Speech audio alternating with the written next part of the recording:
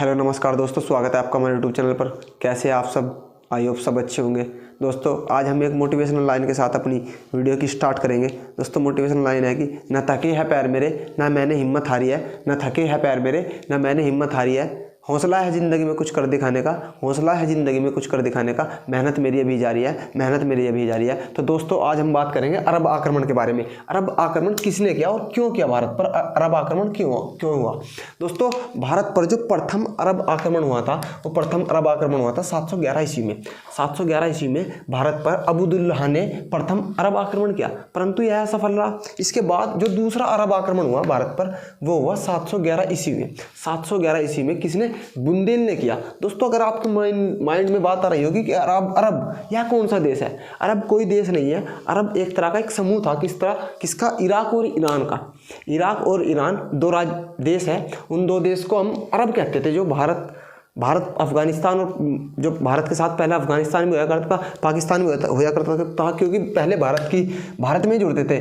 1947 में तो पाकिस्तान अलग हो गया था, और 1893 में भारत से अफगानिस्तान अलग हो गया था। तो उस समय जब ये भारत के हिस्सा थे, उस समय भारत पर इनका आक्रमण हुआ। किसका? अरब का, यानी इराक और ईरान, यह देश। इराक का राजा इस समय कौन था? इराक का राजा उस समय अल हजाज होया करता था। अल हजाज इराक का राजा होया करता था। अल हजाज का एक सेनापति मोहम्मद बिन कासिम, नाम आपने सुना होगा। मोहम्मद बिन कासिम जो अल हजाज का सेनापति था और अल हजाज का दामाद भी था। उसने भारत पर आक्रमण करने के लिए इसे भारत भेजा। भारत भेजा और इसकी आयु मात्र 17 वर्ष थी। दोस्तों इसकी आयु मात्र 17 वर्ष थी, और 17 वर्ष की अवस्था में यह भारत पर आक्रमण करने के लिए आ गया। देवल बंदरगाह जो फिलहाल पाकिस्तान में पड़ता है, वहाँ से भारत पर आक्रमण करने के लिए आ गया। आक्रमण के बहुत सारे उद्देश्य थे। प्रथम उद्देश्य क्या था? आक्रमण का प्रथम उद्देश्य था भारत में इस्लाम का प्रचार करना, वह लूटपाट करना। सिर्फ दो उद्देश्य मेन थे, लेकिन करने किस लिए आए थे? कि भारत में इन्होंने भारत को ही क्यों चुना? आक्रमण करने के लिए इन्होंने भारत को ही क्यों चुना? तो उसके लिए थोड़ी सी हमें हिस्ट्री जाननी पड़ेगी कि क्या क्या सिस्टम था उस समय की। उस समय खलीफा वाहिद था। उस समय भारत में खलीफा जो थे वाहिद थे। इस्लाम का एक बहुत पवित्र शब्द है खलीफा। जब 632 ईस्वी में मोहम्मद साहब की मृत्यु हो गई थी। 632 ईस्वी में मोहम्मद साहब की मृत्यु के बाद इस्लाम बिखर गया, यानी इस्लाम का नेतृत्व करने वाला कोई नहीं रहा। उस समय खलीफा वर्ड आया, इस्लाम में खलीफा वर्ड आया, जिसे खलीफा कहा गया। और ये इस्लाम का सबसे पवित्र व्यक्ति, वह सबसे पवित्र ऊंचे स्थान वाला व्यक्ति माना गया, जिसे खलीफा कहा गया। जब भारत पर आक्रमण हुआ उस समय खलीफा कौन था? वाहिद था। ये बहुत महत्वपूर्ण क्वेश्चन है कि जब भारत पर अरब आक्रमण हुआ उस समय इस्लाम में खलीफा कौन था? तो कौन था? वाहिद। तो वाहिद जो था, खलीफा था, उसने क्या किया? उसने दुनिया के जितने भी देश हैं वहाँ पर तलवार के दम पर इस्लाम का प्रचार प्रसार करवाया। कि इनके द्वारा बहुत से जो इस्लामिक आक्रमणकारी थे उनके द्वारा भारत पर और अन्य देशों पर इस्लाम का प्रचार करने के लिए भेजा। तो जो मोहम्मद बिन कासिम था, ये जब भारत आया तो भारत आते समय इन्होंने एक बात रखी कि एक जो देवल बंदरगाह है, मैंने तुम्हें बताया, देवल बंदरगाह से इन्होंने ये भारत में प्रवेश करा और भारत में आक्रमण किया। देवल बंदरगाह से ही क्यों किया? दोस्तों अरब और श्रीलंका के बीच व्यापार होता था। तो एक जहाज अरब जा रहा था श्रीलंका से सामान भरकर अरब से श्रीलंका से अरब जा रहा था। तो रास्ते में कुछ लुटेरे मिल गए और उन्होंने देवल जो बंदरगाह है वहाँ पर अरब को बहुत बड़ी हानि पहुंचा दी। यानी हानि किस तरह पहुंचा दी? उन्होंने जो वो जहाज था उस जहाज को लूट लिया, और उस जहाज को लूटने के पश्चात उन अरबी थे, वे जो जहाज में थे, जहाज की रक्षा के लिए और जहाज में सामान ले जा रहे थे, उन्हें भी मार गिराया वहीं पर। तो जो वहाँ के जो ये थे वाहिद और अल हजाज, जो वहाँ के वे थे राजा, उन्होंने सोचा कि ये जो आक्रमण है ये भारत के सिंध प्रांत के लोग थे जो, और राजा था एक जिसका नाम दाहिर था। ये रहा, मैं आपको आगे बताऊंगा। जो दाहिर था राजा, इस समय जो दाहिर था कि इसने करवाया, इसका हाथ है इस आक्रमण में, इस लूट में इसका हाथ है। परंतु राजा दाहिर का कोई उसे तो पता तक नहीं था कि आक्रमण हुआ है। उसने तो बस सिर्फ अपने राज्य चला रहा था, और जिस तरह की कोई अपना राज्य चलाता है सेम उसी प्रकार वो अपने राज्य चला रहा था। बाहर लूट हो रही है, कुछ हो रहा है, उसे कुछ नहीं पता था। परंतु जो मोहम्मद बिन कासिम था, यह 15,000 सैनिकों को लेकर, बहुत बड़ी फौज मानी जाती है, 15,000 सैनिकों को लेकर उनका नेतृत्व करते हुए भारत आया। और भारत आने के पश्चात इसने राजा दाहिर से कहा कि तुमने हमारा जहाज लूट लिया, इसलिए या तो हमें हमारा सामान वापस कर दो, वरना भारत पर हम आक्रमण करेंगे। भारत यानी सिंध क्षेत्र जो उनसा उस टाइम पे लगता था, यह भी पाकिस्तान में चला गया, सिंध क्षेत्र था, उस पर इन्होंने आक्रमण करने के लिए बोल दिया। तो राजा दाहिर बहुत ही बड़े वीर थे, तो उन्होंने कहा कि हमें आक्रमण कबूल है, परंतु हम यह नहीं झूठी हामी नहीं कर सकते कि हमने आपका जहाज लूटा है, क्योंकि लूटपाट लुटेरे का काम होता है, राजाओं का नहीं। उसने कहा कि हम राजा है, हम लूटपाट करने वाले नहीं, आपका जो जहाज है वो लुटेरे ने लूटा है, तुम हम पे क्यों इसका आरोप लगा रहे हो। परंतु मोहम्मद बिन कासिम नहीं माना और उसने भारत पर आक्रमण कर दिया। जब इसने भारत पर आक्रमण किया था, उस समय हमारा जो खलीफा था इस्लाम में कौन था, वाहिद था, वाहिद। मोहम्मद बिन कासिम ने आक्रमण के समय सिंध का राजा दाहिर था, ये बात मैंने आपको बता दी है। और इसकी 2 पुत्रियां थी, ये बात नहीं बताई। मोहम्मद बिन कासिम ने जब भारत पर आक्रमण किया उस समय राजा कौन था, दाहिर, और उसकी 2 पुत्रियां थी, जिसका में से एक का नाम सूर्यमला और दूसरी का नाम परिमला था। दोनों बहुत ही सुंदर थी, बहुत ही ज़्यादा सुशील गुणवान थी, मतलब बहुत ही ज़्यादा, हम जिसे कहते हैं कि सर्वगुण संपन्न ये इसकी पुत्रियां थी। युद्ध करना भी जानती थी। सिंध का जो क्षेत्र था उसका पुराना नाम क्या था, ब्राह्मणवाद, उसका पुराना नाम ब्राह्मणवाद था, और इसकी राजधानी अरोड़ थी। दोस्तों यह परीक्षा की दृष्टि से बहुत ज़्यादा महत्वपूर्ण है। अभी एक परीक्षा हुई थी, उसमें यह पूछा गया था कि सिंध की राजधानी क्या थी। सिंध की राजधानी अरोड़ थी, इसलिए मैं आपको बता रहा हूँ, सिंध की राजधानी अरोड़ थी। मोहम्मद बिन कासिम ने सिंध पर प्रथम आक्रमण सिंध क्षेत्र देवल बंदरगाह तथा दूसरा आक्रमण नीरम बौद्ध स्थल पर किया। नीरम बौद्ध स्थल यानी सिंध में 2 प्रकार के लोग रहते थे, एक तो राजा दाहिर जिनका नेतृत्व करते थे, और एक बौद्ध जिनका स्थल था नीरम बौद्ध स्थल। जिन बौद्धों ने राजा दाहिर का साथ देने से इनकार कर दिया था, वे कासिम के समर्थन में खड़े हो गए थे। उन्होंने कहा था कि हाँ, इस लूट में कासिम का साथ ना देकर हमने, मतलब उन्होंने कहा कि हमें कासिम का साथ देना चाहिए, जो ये लूट हुई है ये सिंध के राजा दाहिर द्वारा ही कराई गई है। परंतु ऐसा बिल्कुल गलत था, दाहिर ने कोई लूट नहीं कराई थी और उस लूट को लुटेरों ने किया था।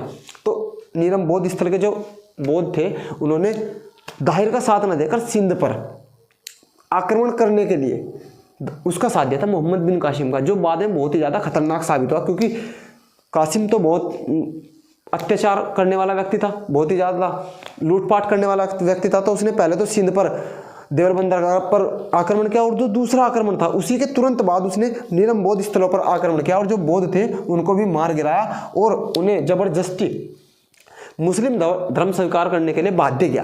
परंतु कुछ ने किया, कुछ ने अपनी जान गंवा दी। उसके बाद अरब आक्रमण के 2 उद्देश्य थे, भारत में 2 उद्देश्य थे मेन। पहला था लूट करना और दूसरा इस्लाम का प्रसार करना, क्योंकि जो खलीफा होया करते थे वे कहते थे कि दुनिया में इस्लाम धर्म को इतना प्रचलित कर दो कि दुनिया में और कोई धर्म बचे ही ना, सिर्फ एक ही धर्म बचे जिसका नाम इस्लाम हो। उन्होंने इस्लाम का प्रचार तलवार के दम पर किया, जबरदस्ती कराया, इस्लाम परिवर्तन कराते थे, दूसरे मजहब या दूसरे धर्म की औरत से शादी कर उसके पूरे परिवार को बाध्य बनाकर उन्हें इस्लाम धर्म कबूल किया जाता था। उस टाइम पर इतना ज़्यादा अत्याचार होता था। ये अरब आक्रमण के समय की बात कर रहा हूँ मैं। और सिंध पर जजिया कर लगाया गया। जजिया कर दोस्तों, सिंध पर सर्वप्रथम जजिया कर किसने लगाया था, यह भी प्रश्न बन जाता है परीक्षा में कि सिंध पर सर्वप्रथम जजिया कर किसने लगाया था। तो इसका उत्तर होता है हमारा कौन, मोहम्मद बिन कासिम। मोहम्मद बिन कासिम ने सर्वप्रथम जजिया कर से क्या मतलब होता है, यानी जजिया कर क्या होता था। जजिया कर गैर मुस्लिमों पर लगता था। किन पर, गैर मुस्लिमों पर। गैर मुस्लिम यानी जो मुस्लिम नहीं है उन पर जजिया कर लगता था। दोस्तों जजिया कर लगाने वाला पहला व्यक्ति कौन होता, मोहम्मद बिन कासिम। जजिया कर सर्वप्रथम किस जगह पर लगा था, सिंध पर। सर्वप्रथम जजिया कर भारत में सिंध पर लगा था, जो 712 ईस्वी में तृतीय अरब आक्रमण के समय लगा था। जजिया कर शुरुआत में कैसे लगता था कि शुरुआत में ब्राह्मणों पर नहीं लगता था, यानी ब्राह्मण या कर नहीं देते थे और महिलाएं या कर नहीं देती थी। और विकलांग यह कर नहीं देते थे। यानी शुरुआत में कुछ छूट थी, परंतु आगे आगे जब आप पढ़ोगे मैं आपको बताऊंगा कि किस किस ने किस तरह जजिया कर वसूला। जजिया कर लेने का एक मेन मकसद था दोस्तों। अगर मैं बात करूं कि जजिया कर गैर मुस्लिमों पर लगेगा, तो जो बेचारे गरीब हिंदू थे, गरीब ब्राह्मण थे या गरीब और धर्म के लोग थे, कोई भी धर्म हो, मुस्लिमों को छोड़कर और सब पर लगता था। तो जो गरीब व्यक्ति थे, यानी मानने के बाद किसी के पास धन नहीं है, तो वह सोचता है, गरीब आदमी सोचता है कि मेरा क्या धर्म, जब मेरे पास धन ही नहीं है तो मेरा तो कोई धर्म ही नहीं है और मैं कहाँ से दूंगा। और नियम यह था कि अगर आप गैर मुस्लिम हो तो आपको यह कर चुकाना पड़ेगा, चाहे तो आप मजदूरी कर लो, कुछ भी करो, कर चुकाना पड़ेगा, वरना फिर कर की उसका डबल करके लिया जाता था। यानी जिस तरह पेनल्टी बोल देते हैं ना, पेनल्टी करके दोबारा लिया जाता था, यानी ज़्यादा। अगर समय पर नहीं जजिया कर भरोगे तो ज़्यादा देना पड़ेगा। तो उस समय क्या होता था, अधिकतर लोग, अधिकतर, सभी नहीं कहूँगा, अधिकतर लोग अपना धर्म परिवर्तन कर लेते थे, धर्म परिवर्तन कर लेते थे, यानी धर्म बदल लेते थे और धर्म बदलकर मुस्लिम बन जाते थे। यह जो राजनीति थी, यह जो पॉलिटिकल उनका जो एक तरह से स्कीम निकाली गई कि जजिया कर लगाया जाएगा, वह बहुत ही ज़्यादा सिद्ध साबित हुई, यानी बहुत ही एक तरह से बहुत अच्छी साबित हुई। और इससे इतना फायदा मिला कि लाखों लोगों ने अपना धर्म परिवर्तन कर दिया था, लाखों लोग अपना धर्म परिवर्तन करते थे और जजिया कर भरने से बच जाते थे। दोस्तों जो मोहम्मद बिन कासिम था, इसकी दाहिर, राजा दाहिर की 2 पुत्रियां थी, जो मैंने बताया आपको, सूर्यमला, परिमला। सुंदर तो बहुत थी, तो इसने इन्हें, जैसे इनके पिता युद्ध में मर गए तो इन्होंने क्या किया, ये बेचारी अपना घर छोड़कर चली गई। परंतु इनके घर छोड़ के जाने के बाद 4 महीने बाद मोहम्मद बिन कासिम ने इनकी ढूंढ मचवा दी, यानी पूरे राज्य में, पूरे भारत में जहाँ पर इन्होंने आक्रमण किया था, सारी जगह वहाँ पर इन्होंने इनकी तलाशी लुआनी शुरू कर दी। हर एक घर में देखने गया कि सूर्यमला, परिमला तो उपस्थित नहीं, लेकिन 4 महीने के पश्चात यह इन्हें सफलता मिल गई और यह इन्हें प्राप्त हो गई। कहाँ से, एक नदी थी, नदी के किनारे से इन्हें यह दोनों सुंदरियाँ प्राप्त हो गई और इन्होंने इन दोनों सुंदरियों को बंधक बनाकर खलीफा के पास भेज दिया था, वाहिद के पास, अपने वाहिद के पास भेज दिया था। कब, शायद 713 की बात बता रहा हूँ आपको, क्योंकि 712 में तो आक्रमण किया था, 713 AD में इन्होंने इन्हें खलीफा के पास भेज दिया था और खलीफा ने इनका गलत मिसयूज किया था। परंतु जब ये वहाँ पर गई और खलीफा ने इनका मिसयूज किया, तो खलीफा के मिसयूज करने के बाद सूर्यमला बहुत ही होशियार थी, इसने कहा कि आप हमारा मिसयूज क्यों कर रहे हो, आपका हमारा मिसयूज तो मोहम्मद बिन कासिम कर चुका है, उसने हमें पहले ही वहीं पे इस्तेमाल किया है, जब आपके लिए बाद में भेजा है हमें। परंतु ऐसा कुछ नहीं था, मोहम्मद बिन कासिम ने इनका इस्तेमाल नहीं किया था। मोहम्मद बिन कासिम ने इन्हें एकदम गिरफ्तार करते हुए सीधा इराक भिजवा दी थी, यानी वाहिद के पास भिजवा दी थी अपने। और तो खलीफा नाराज़ हो गया, खलीफा वाहिद बहुत ज़्यादा नाराज़ हो गया और नाराज़ होने के पश्चात खलीफा ने मोहम्मद बिन कासिम को बुलवाया और मोहम्मद बिन कासिम को बुलवाकर उसे सजाए मौत का ऐलान करवा दिया था। दोस्तों अगर मैं बात करूं, मोहम्मद बिन कासिम ने भारत में सर्वप्रथम सोने के सिक्के जारी किए थे। सोने के जो सिक्के चलाए थे, यानी मुद्रा, वो सर्वप्रथम मोहम्मद बिन कासिम ने चलाई थी। और तो ऊँट पालना सीखा और खजूर की खेती करनी सीखी।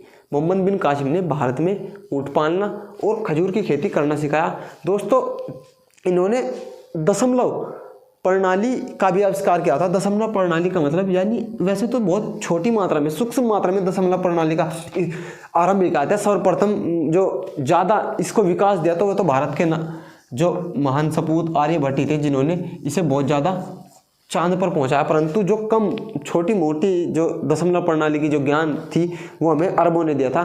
और इन्होंने सोने के सिक्के दिरहम जारी कराए थे और इन्होंने ऊँट का पालन करना सिखाया था और खजूर की खेती करना सिखाया था। दोस्तों अगर वीडियो अच्छी लगी है तो, वैसे तो मैंने आपको बहुत सारा डिटेल में बता दिया है, अगर वीडियो अच्छी लगी है तो लाइक करें, कमेंट करें, शेयर करें और हमारे चैनल GS लेवल को सब्सक्राइब जरूर करें।